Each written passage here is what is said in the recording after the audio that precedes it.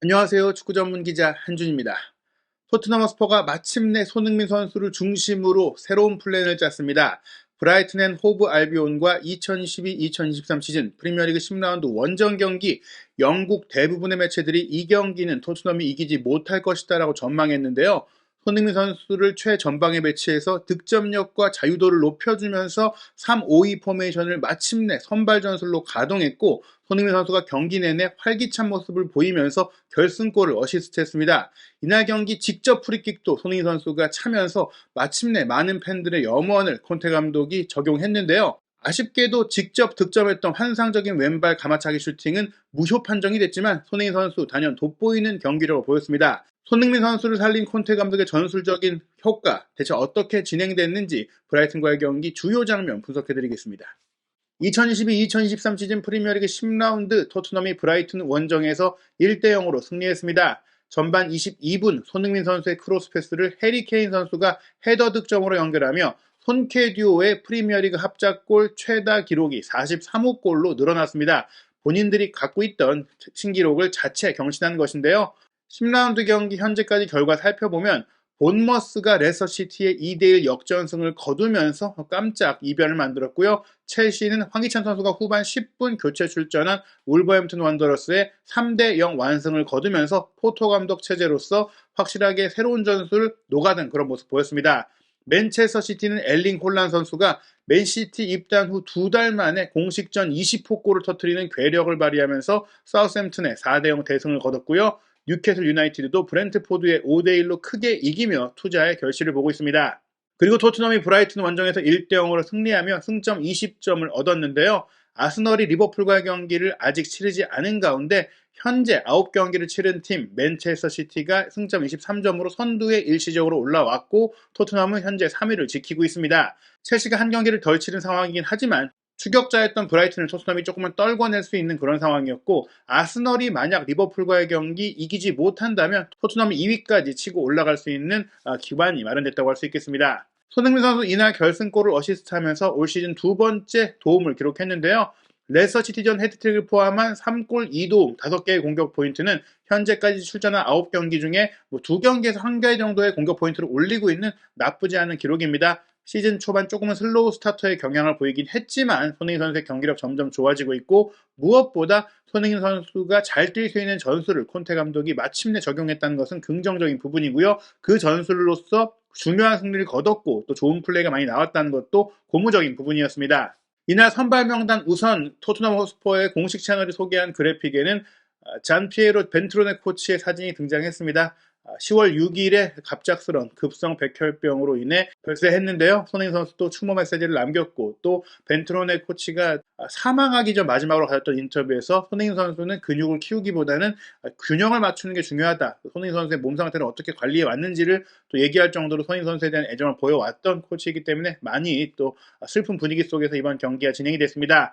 이번 선발 명단은 많은 팬들이 기대했던 레스터시티와의 경기 후반전 손흥민 선수가 헤드트릭을 기록했을 때의 전술을 썼는데요. 손흥민 선수와 케인 선수가 투톱으로 최전방에 배치되고, 본래 투미들 주전인 호이비에르와 벤탄쿠르의 사이에 브라이튼 출신인 비수마 선수가 출전했습니다. 좌우 윙백도 에메르송 로얄 선수가 아스널과의 경기에 퇴장당하면서 3경기 출전 정지 징계를 받았기 때문에 맷 도어티가 오른쪽에 배치되고 세세뇽이 왼쪽에 배치가 됐고요. 3백은 벤 데이비스와 에릭 다이어, 크리스티안 로메로로 구성됐고, 골문 로리스가 지켰습니다. 사실 영국 언론들은 도어티의 출전보다는 페리시를 오른쪽으로 쓰지 않겠느냐 생각을 했는데, 사실 페리시가 투입됐을 때는 이 투톱의 효과를 제대로 보지 못하는, 어떻게 본다면 윙포워드로 올라가서 크로스 패스를 좀 많이 시도하는, 토트넘이 잘 활용할 수 있는 바닥 패스라든지 역습권 전개 과정에서의 호흡이 잘 안 맞았고, 특히 손흥민 선수 호흡이 잘 안 맞았었거든요.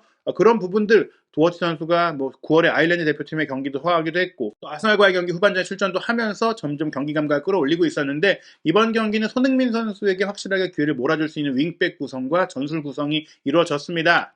브라이튼 같은 경우에는 데체르비 감독이 사스홀로 시절부터 샤흐타르 도네츠크를 이끌 때도 4-2-3-1 포메이션을 기반으로 경기를 했지만, 브라이튼 선수들이 아직은 3팩 축구에 좀 익숙한 상황이죠. 물론 어떻게 보면 비대칭 포백에 가깝게 운영하면서 자신의 전술로 이행하는 그런 좀 과도기적인 전술을 쓰고 있는데, 어찌됐거나 공격 상황에서는 포백처럼 경기하더라도 수비 상황에서는 3백으로 안정감을 갖출 수 있는 부분들이 있기 때문에 3-4-2-1 포메이션, 리버풀과 3대3으로 비겼던 경기 당시에 선발 명단과 전술을 그대로 사용했습니다.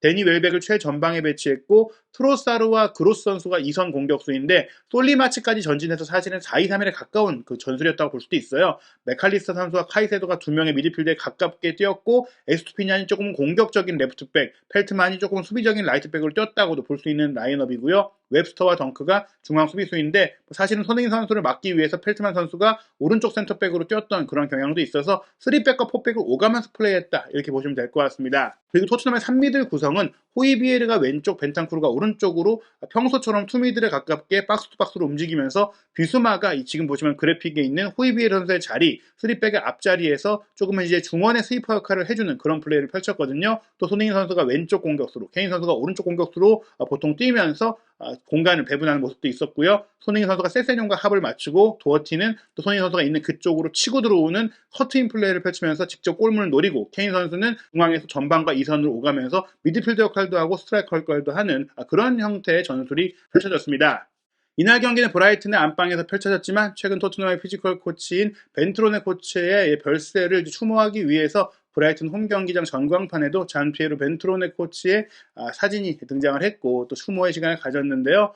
토트넘의 이제 코칭 스태프가 잔피에로의 이름을 새긴 또 유니폼을 들고 나왔고, 선수들도 좀 침통한 얼굴로 추모에 이제 묵념의 시간을 가졌고, 손흥민 선수도 거의 약간 좀 울먹이면서 좀 박수를 보내면서 추모하는 시간을 가졌습니다.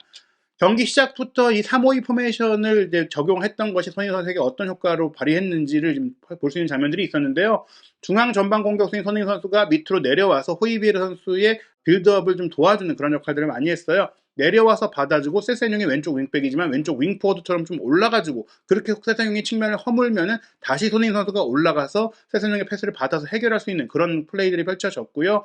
보시는 대로 미드필드는 호이비에르와 벤탄쿠르가 조금 앞쪽에 있고, 비수마가 뒤쪽에 쳐져 있었습니다. 그리고 손흥민 선수가 전방 중앙에서 정말 폭넓게 많은 공간을 활용할 수 있었어요. 3톱으로 나설 때는 손흥민 선수가 이제 3명의 선수들이 전방에서 활발하게 움직이고 윙백까지 올라오니까, 오히려 본인이 전방에서 치고 들어갈 공간을 확보하기보다는 밑으로 내려와서 미드필드처럼 뛰었는데, 말씀드린 대로 3미들이 뒤에 받쳐주고 있으니까 손흥민 선수가 왼쪽에만 있는 게 아니라 오른쪽으로도 이동해주고, 또 케인이 밑으로 내려갔을 때는 더더욱이나 더 많은 공간 쪽으로 뿌려주면서 본인이 이제 어디로든지 움직일 수 있게, 수비를 현혹할 수 있게 움직였거든요. 지금 전반 2분의 이 장면도 오른쪽 사이드로 벌린 벤탄쿠르의 패스를 받은 케인 선수의 수루 패스가 들어갈 때 손흥민 선수가 우측 하프스페이스 지역으로 탁 치고 들어갔거든요. 이렇게 왼쪽에만 머무르지 않고 어디로든지 수비를 현혹하면서 본인의 전담 마크맨도 떨궈내면서 움직일 수 있는 상황들이 됐는데, 이 장면은 브라이튼 수비수가 이제 한 발 앞서서 태클로 차단하면서 손흥민 선수가 공을 잡지 못하도록 했습니다.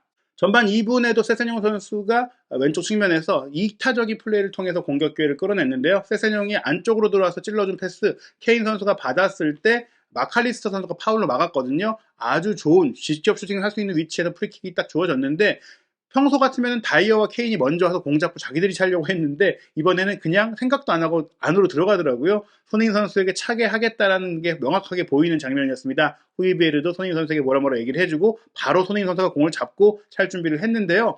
여기서 오른발 가마차기 슈팅으로 수비벽을 정확하게 넘겼고 골문 구석으로 날아가는 슈팅이 들어갔는데, 산체스 골키퍼의 선방에 막혔어요.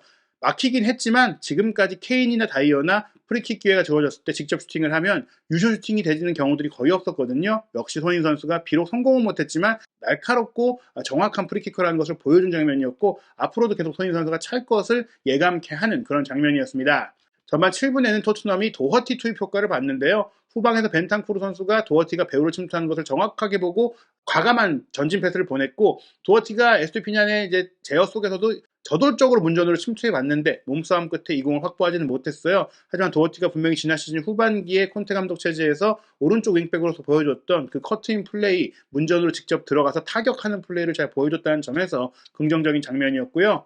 전반 12분에도 앞서 말씀드린 대로 호이비에르와 손흥민 선수의 호흡 장면이 나왔는데, 호이비에르 선수가 손흥민 선수에게 공을 넘겨주고 손흥민 선수가 수비를 등진 채 받은 이후 다시 호이비에르에게 내주고, 호이비에르가 이 공을 잡았을 때 세세뇽에게 스루 패스를 딱 줬을 때 다시 이제 손케듀오가 문전으로 침투한 상황이 됐는데, 이때 브라이턴 수비수들이 손케듀오에게 몰렸고 바깥쪽에서 들어온 도어티 선수가 윙백과 윙백 간의 이제 공격 조합 플레이, 콘테 감독이 원하는 그 플레이를 잘 시도했지만 아쉽게도 도어티의 슈팅이 이제 크로스바를 넘기는 상황이 됐습니다. 어찌됐거나 토트넘이 페리시치 없이, 히차이송 없이 지난 시즌의 주력 선수들을 통해서 더 좋은 패턴 플레이를 보였다는 것은 인상적인 부분이었는데요.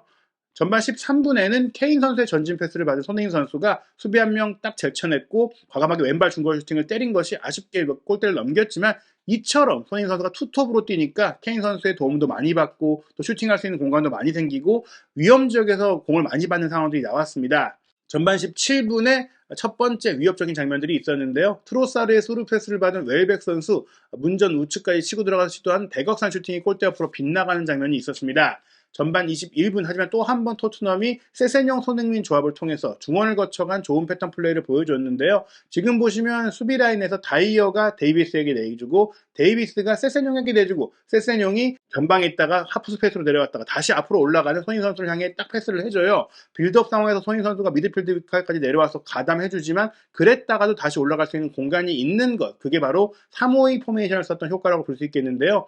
이 상황에서 손흥민 선수가 수비를 앞에 둔 채로 헛다리 짚기 이후 패스를 반대편 쪽으로 넘겨줬고 벤탄쿠르가 바로 이걸 중거리 슈팅으로 가져갔는데 아쉽게도 산체스의 선방에 걸리면서 무산이 됐습니다. 이처럼 손흥민 선수가 슈팅으로 연결되는 대부분의 장면들에 관여를 했는데요. 결국 이 장면 이후 얻어냈던 코너킥에서 토트넘이 선제골을 넣게 됩니다. 전반 22분 손흥민 선수의 코너킥이 이제 뒤로 흘러나왔을 때 호이비에르 선수가 다시 손흥민 선수에게 공을 내줬어요. 이때 손흥민 선수가 공을 안정적으로 확보하고 개인 기술로 수비 한 명 따돌리고 왼발 크로스 패스를 니어포스트로 올렸을 때 케인 선수가 돌려놓는 감각적인 헤더 슈팅으로 선제골을 마무리했습니다. 선제골 이후 브라이튼이 총공세를 펼치면서 따라붙으려고 했는데요. 전반 28분 마치 마칼리스터에서 카이세도로 이어진 중앙지역에서의 연계 플레이어, 카이세도의 강력한 중거리 슈팅이 골문 구석으로 향했지만 로리스의 선방을 넘지 못했고요. 전반 35분에는 그로스의 코너킥을 수비수 덩크가 헤더 슈팅을 연결한 것, 아슬아슬하게 크로스바를 넘기면서 브라이튼도 만만치 않은 팀이라는 걸 보여줬습니다. 전반 39분에는 마칼리스터의 패스를 트로사르가 받아주고 뒤로 빼준 것, 솔리마치가 왼발 꺾어차기 슈팅을 연결했지만 골대 옆으로 빗나갔고요. 전반 44분에는 카이세도가 공을 몰고 가다가 비수마의 압박이 들어오니까 툴쩍 툭 옆으로 내줬고 데니 웰백이 받아서 중거리 슈팅을 시도한 것, 로리스가 선방을 했습니다. 토트넘의 선제골 이후 브라이튼이 몰아치기를 했기 때문에 슈팅 숫자가 늘어나긴 했지만 이날 전반전 토트넘이 1-0으로 앞선 가운데 유효 슈팅은 양팀이 3개씩 똑같았고 토트넘도 원정팀이지만 6개의 효과적인 슈팅 장면을 만들었습니다. 볼 점유율 브라이튼이 앞섰지만 공격 지역에서 토트넘도 만만치 않게 좋은 장면들을 연출했던, 어떻게 본다면 브라이튼 원정에서 경기력적으로도 밀리지 않았다 이렇게 볼 수 있겠는데요. 후반 4분 만에 토트넘은 손흥민 선수의 화끈한 돌파를 통해서 브라이튼 수비수 펠트만의 위축되게 만들었습니다. 호이비에르의 과감한 전진 스루 패스를 받아서 손흥민 선수가 돌파에 들어가니까 펠트만이 거친 태클로 막았었을 때 본인은 공만 건드렸다고 생각했지만 사실은 굉장히 위협적인 태클이었거든요. 주심이 경고를 꺼내는 상황이 됐고요. 후반 15분 토트넘이 이제 계속해서 골을 넣기 위해서 전진했던 브라이튼의 뒷공간을 잘 공략하는 장면들이 나왔는데요.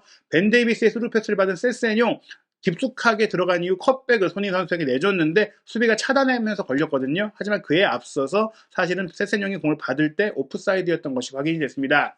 후반 16분에도 좋은 장면이 있었어요. 비수마가 기점 패스 보낸 것, 케인 선수가 받아서 배우로 찔러줬고 손흥민 선수가 시원하게 뛰어들어갔는데 여기서 덩크 선수가 사전에 조금 예측한 긴 다리를 쭉 뻗어서 태클한 것이 하필이면 공을 톡 건드리면서 손흥민 선수가 1대1 기회를 맞기 직전에 이제 차단이 되고 말았습니다.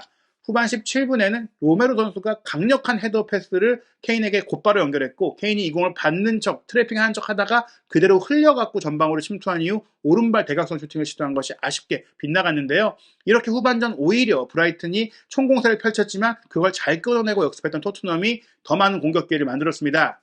공격이 잘 풀리지 않자 후반 21분 데체르비 감독은 일본 대표 선수인 미토마를 투입하면서 에스투피니안을 뺐는데요. 왼쪽 풀백인 에스투피니안인데 미토마는 왼쪽 윙포워드입니다. 조금 더 공격을 강화한 교체라고 할 수 있겠죠. 실제로 후반 24분 미토마는 들어가자마자 왼쪽 윙백이 아니라 윙에 가까운 역할을 하면서 단독 돌파로 먼저 왼쪽까지 치고 들어가서 슈팅까지 했거든요. 로리스가 잘 막아냈습니다. 미토마가 들어간 이후 브라이튼이 수비적으로 조금 숫자가 줄어들었다고도 볼 수 있는데요. 그에 대응해서 콘테 감독은 비수마를 빼고 오히려 히샤이성을 투입하며 공격 숫자를 늘렸어요.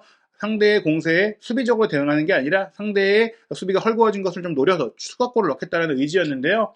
후반 27분 손흥민 선수의 프리킥 크로스가 추가골로 이어질 뻔했습니다. 케인 선수가 돌려놓기 헤더 슈팅을 했는데 아쉽게 골대 옆으로 빗나갔고요. 후반 29분에는 에릭 다이어 선수가 배우로 침투하는 손흥민 선수를 잘 보고 롱패스를 연결했고 이 공을 잡은 손흥민 선수 기가 막힌 왼발 가마차기 슈팅을 골문 구석으로 딱 찔러 넣었는데 아쉽게도 이 패스를 받는 순간 손흥민 선수가 오프사이드 위치에 있던 것이 포착되면서 이 골은 인정받지 못했습니다.